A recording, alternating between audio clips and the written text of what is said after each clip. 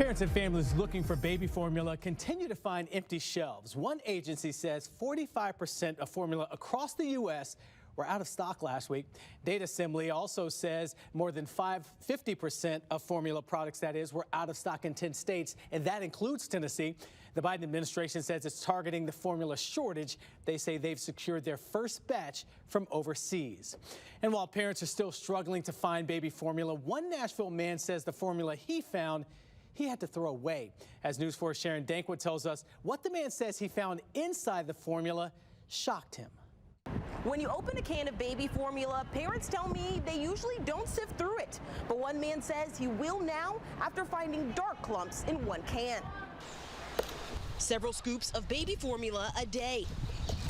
Terrell Tarrant says he's constantly preparing a bottle for his 9-month-old son. He doesn't really cry unless he wants a bottle. A bottle filled with formula Terrell spent days tracking down during this nationwide shortage. Really hard. We've switched his formula like 3 or 4 times. After finally getting his hands on one and using a few scoops, Terrell says he saw something shocking in the powder. So here goes the gray stuff that was in there. It was hard to explain. Like, it's just concrete colored. It looks like concrete. A few days later, Terrell says his son's poop was black, but doctors say he's fine. I asked a pediatrician for a possible explanation. If a child is on a formula that's different than the formula they had been on previously, expect that there may be a change in the child's bowel movement, either where it's softer than it had been previously, it may be harder or firmer. There may also be a change in color. Although Dr. Joseph Gigante hasn't come across a case like Terrell's, he's warning parents to pay attention.